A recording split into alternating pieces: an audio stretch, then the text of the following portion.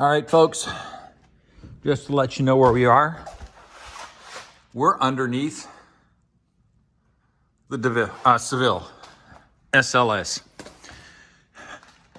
And this is where the radiator petcock is, as far as I can tell what it is. I took another look at it and realized that it's a 19 millimeter socket will fit on it. So we're gonna see what happens. Oh man, I am being a risk taker. I have no idea if this is gonna work. We'll see. Oh yeah, it's getting looser. It's always odd to unscrew something you can't see at all. All right, it's coming out. It's messy. So what should I do? Well, I think I'll get some cardboard. Yep. And just realize that sometimes things are messy. Woohoo!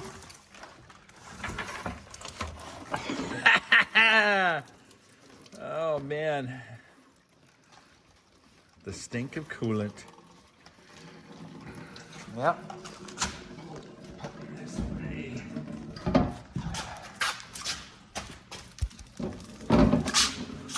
All right.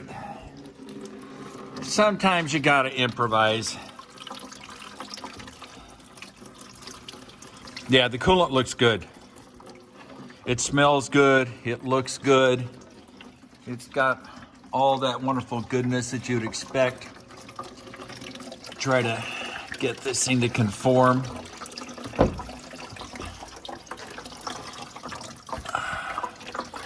Guess I should have anticipated this, but such is life. I'm not a puppy. I'm not going to eat it. And the coolant is running everywhere now. And I noticed that before, that when the coolant comes out here, it tends to run along there. So we'll give it a chance to do its thing.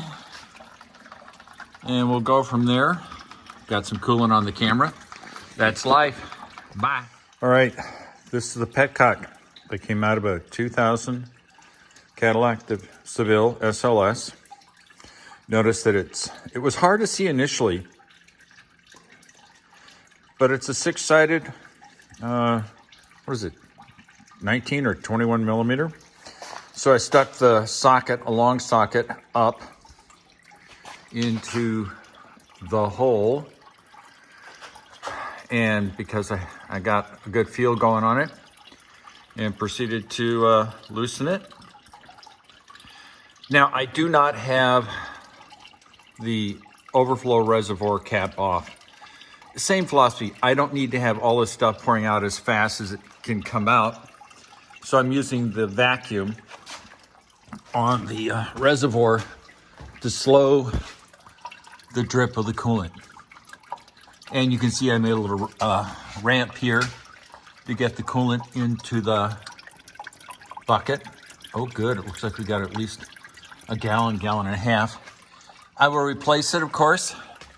North Stars are famous or infamous, depending on how you look at it, for having problems with cooling systems. And it's not that the cooling system's a bad system. In fact, they were famous. The North Stars were famous for being able to run without coolant. I think it was 50 miles an hour, something like that, because it would actually alternate cylinders and use air coming into the cylinders, sort of a limp home mode, so that it could keep it cool for that period of time. The problem with these cars is neglect. That's just the bottom line. People didn't stay up on coolant flushes and changes. People blamed Dex Cool, which I think was in use by then, and said, oh, it's the deck's cool, it's crummy, it's crummy. Well, it was an attempt at an extended interval coolant, and people just didn't pay attention to this. They said, oh, it's extended life, I don't have to change it. And that didn't work out well.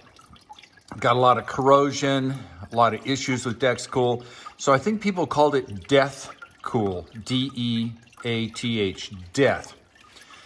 It still has that reputation today. I don't think it's deserved. Extended life coolants are standard now, but GM in many ways was always ahead of the curve in some areas, and that's just one of them. So now I'm draining the coolant. I'm gonna give it as much time as it needs to drain. I'll put this great little plug back in, this petcock, and then I'll fill it up. And I will be comfortable in saying, change North Star V8 engines coolants often. If you're going the 5 years, which I know the extended life coolants can do, I think that's a bad idea. But my philosophy has always been change the stuff often. I mean, if you can do it yourself, which is what I do, you're just paying for the coolant. I think this coolant was $10 or $11, and obviously it's the concentrated. It says it right there. You dilute it with demineralized water. You don't want to use tap water. And refill it. It might cost you 20 bucks. And it'll be the best $20 you spent, because you don't want coolant to age inside of a car. Things rust, they go terribly wrong. So if you're mechanically inclined or you have an interest in doing it, do it. What's the harm? Oh yeah, you might change the coolant a year before it's exhausted, but if you change it a year after it's exhausted, you screwed yourself out of potentially hundreds, if not thousands of dollars. So I'll get off my soapbox.